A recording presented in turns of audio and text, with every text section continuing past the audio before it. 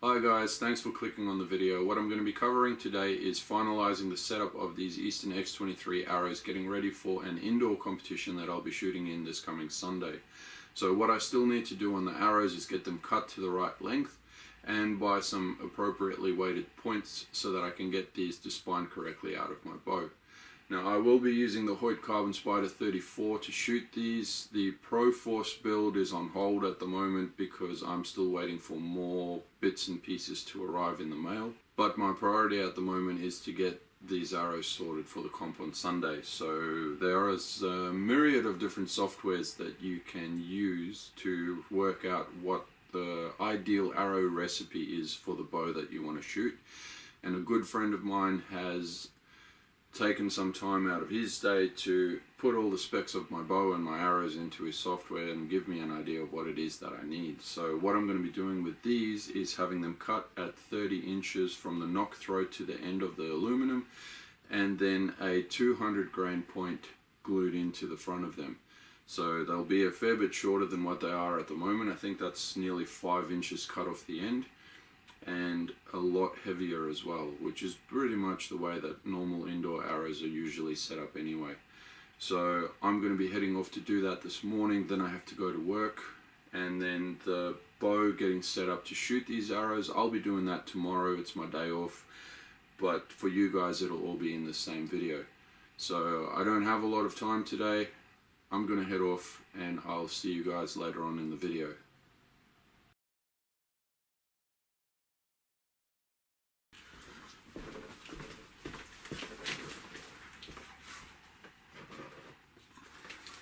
Hi guys, just got back from the archery shop. As you can see, the arrows are a lot shorter now, so they are cut to 30 inches. I got my 200 grain Pro points. I'll do a little bit of a close-up of me using the hot glue to get them into the shafts. I've not really done much as far as the way of hot gluing components on arrows are concerned, so you guys will be coming along with my journey to see whether or not I do it correctly, I suppose. I did buy myself a pair of D-loop pliers as well, so I'll just give you guys a close-up look at these. Viper D-loop pliers. They're a little bit different to some of the other ones you may have seen before. So I do actually have to put a new D-loop on this guy as well, because the nocks on these arrows stick out past the string further than the nocks on the arrows that I've been using before. So my tiny D-loop is a little bit too tiny, and I do need to make it that tiny little bit longer. So I'll be using these D-loop pliers to do that, and I'll be showing you guys how they work and whether or not they work well. So the next thing I'll be doing in this video is obviously getting the candle ready so that I can glue the points into the arrows. Then I'll do the D-loop, and then tomorrow, which will still be in the same video for you guys, I'll actually start tuning the bow to shoot these properly. So I'll get all of that sorted and see you guys in the next bit. Alright, so I've got everything that I think I need in order to do this job. I've got the points, I've got the arrows, I've got the candle, which happens to be a vanilla candle that I borrowed from my wife's collection. And then of course the glue as well. So the glue that you use to glue your points and your nocks in is a low temperature hot glue, which means that you don't need to get everything super hot. In fact, when you're heating the back end of the point up, it only needs to be hot enough that the glue melts. It doesn't need to be so hot that you can't actually touch the point anymore. So they do have little ribs on the back of them, and that's to get more glue in there so that it makes a good bond when it does, when the glue does dry. So what I'm going to do, which is not necessarily the best way or the only way to do it, because this is only the second time I've done this, I'm going to heat the point up, the back end of the point up a little bit, and then I'm going to start melting the glue on the candle as well. Then I'm going to put glue all around the point, heat that up again, and then push it into the arrow shaft, twisting the point into the arrow shaft to make sure that the glue actually goes all the way around the point. So hopefully that makes sense to you guys. I'm going to show you now exactly what it is that I'm talking about, and hopefully that all works out. So the first thing I'm going to do is grab the point and heat it up on the candle a bit. So the point's getting warm enough now that I can still touch it, but I can feel that it is quite warm. So you don't want to get it to the point where you can't actually hold on to it anymore. So now I'm going to start melting the glue a little bit as well. And then what I'm going to do is put some glue all around the point like that. Then I'm going to get my arrow ready. Just make sure that the glue stays runny.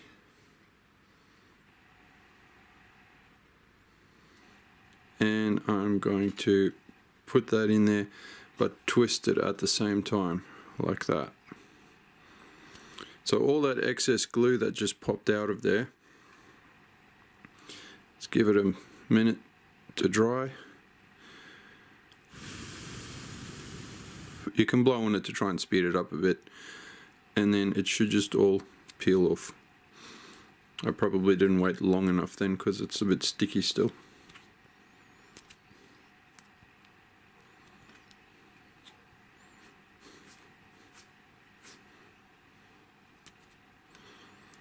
And once that's dry, the point shouldn't be coming out.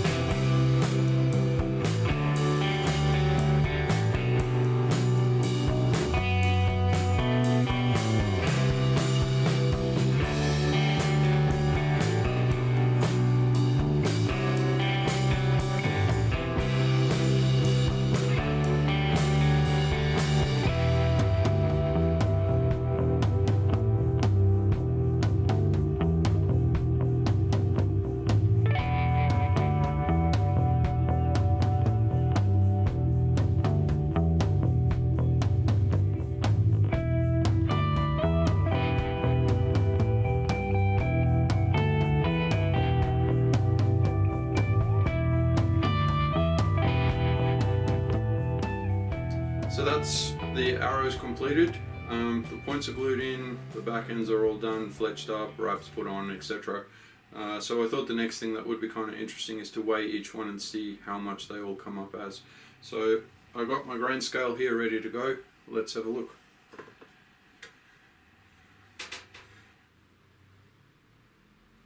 So the first one, 586 grains.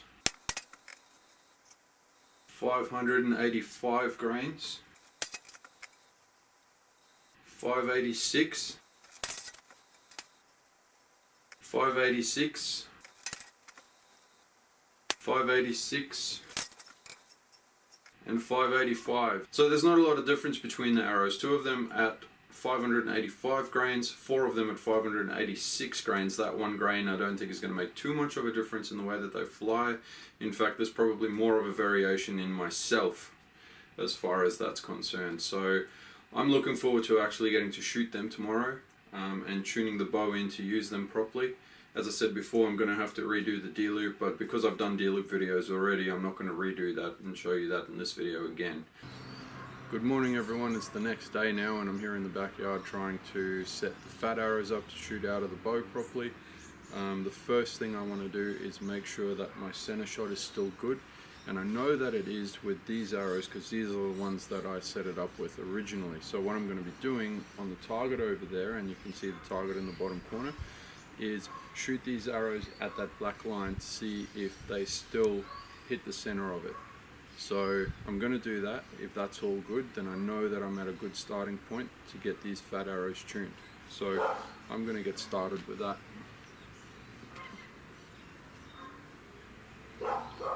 Now my neighbour's dog, once again, is in the backyard yelling, so please just try to ignore that.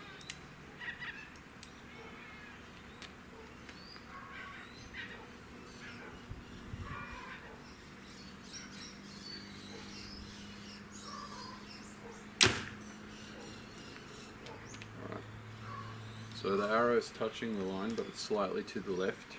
Now, I always shoot multiple arrows when I'm checking something or tuning something, because unless you are shooting perfectly every single arrow, you're going to introduce some error into what you're doing. So it's a good idea to get a baseline, like a group average, and that's generally going to be closer to giving you a good indication of what you're actually doing. So I'm going to shoot another one. Now I'm pretty sure that this bow is set to center. I've had this bow for a while, and you sort of get to know your equipment over time.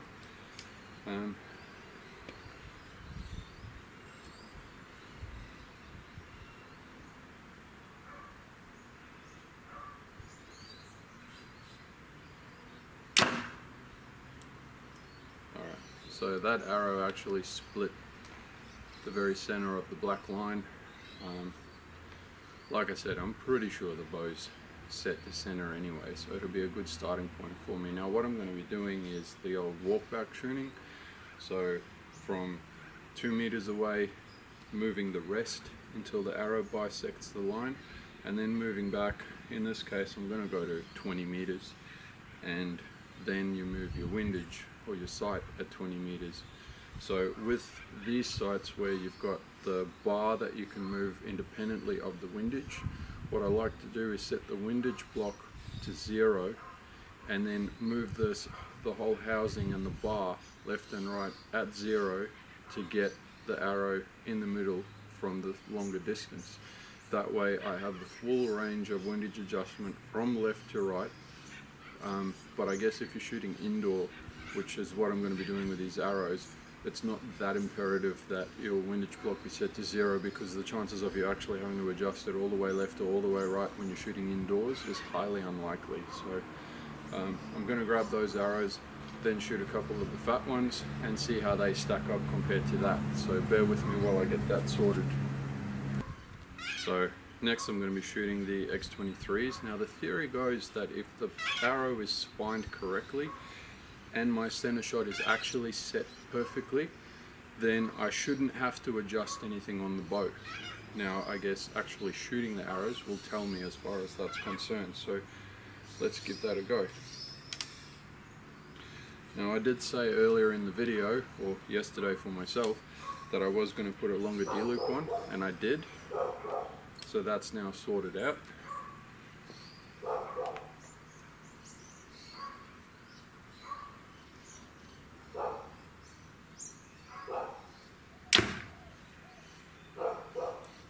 So that's pretty good. That arrow is probably about 50% of it is covering that line. I'm going to shoot another one and we'll have a look and see how that one sits on the line as well. So let's give that a go.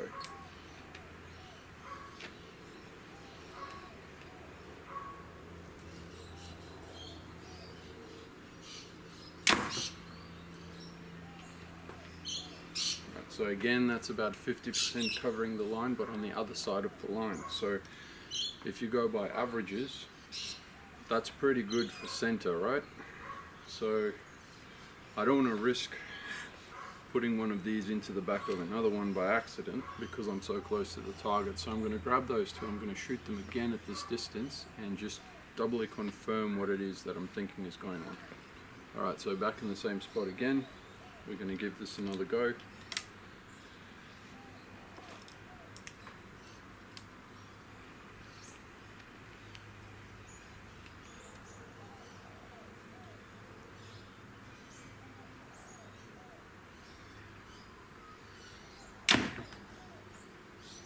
So that one's actually cutting the line exactly in the middle.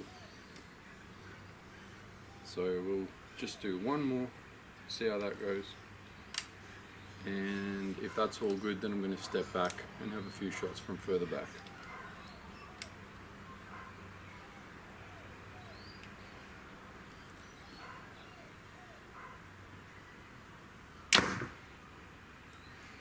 So there we go, perfectly cutting the line.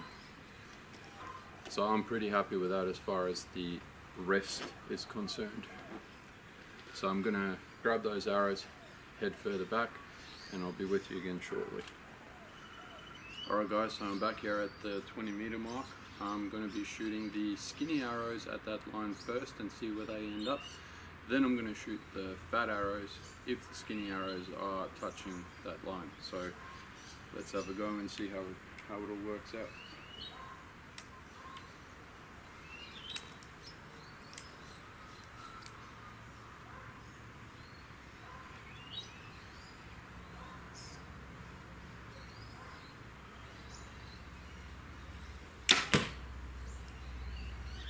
So that looks pretty good from here. I'm going to shoot the second one because, like I said before, it's always good to get an average instead of just going off of one arrow.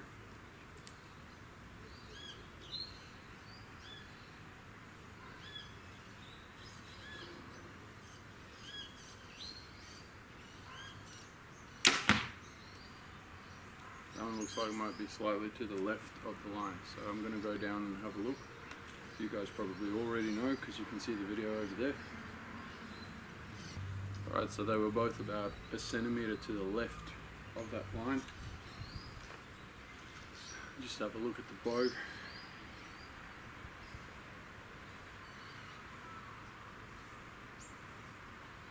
Alright, so it's such a small difference. I'm actually going to adjust the windage. And because it's so close to the line, I'm actually happy shooting the fat arrows. There's no danger of me missing the target and destroying an arrow or anything like that. So let's do that and see where these go.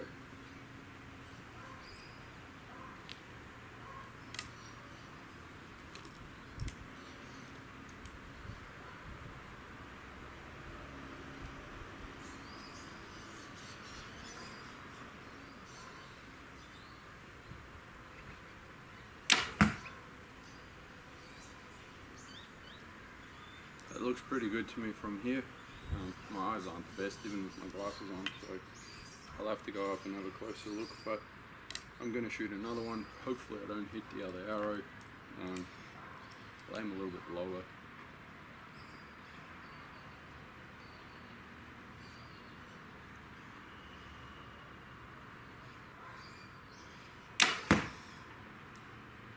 And let's go have a look. Alright, so I'm pretty happy with that. Both of those arrows were actually cutting that line completely in half. One of them was slightly to the left of the center of that line, but that line is literally 4 millimeters wide. So that's pretty good, I think. The other one was smack bang in the center of that line, so I'm going to call that done as far as the tuning of the bow to shoot those arrows in a straight line is concerned. Now, thankfully today there's hardly any wind here, so as far as mimicking indoor conditions are concerned, from that perspective it's pretty good. Hopefully, you know, there's a bit of practice time on Sunday before the competition so that I can make sure everything's perfectly sorted out. As far as the sight tape is concerned, that's something I'm going to have to work out as well, because the X23s are actually almost double the weight of my Victories, so obviously they're flying a lot slower, which will affect the sight tape. So on Saturday I'm going to have the opportunity to set that all up, assuming it's not too windy, shooting at Kidman again. So that's pretty much where I'm going to call this video done. I feel like I'm fairly ready for the comp on Sunday, setup wise anyway. Very happy with these arrows. So thanks for watching. Leave a like or a comment below. Remember to subscribe if you haven't already done so, and click on that little bell icon so you receive a notification each time I upload a new video. I hope all of you guys have a great week, and remember, just do good shots.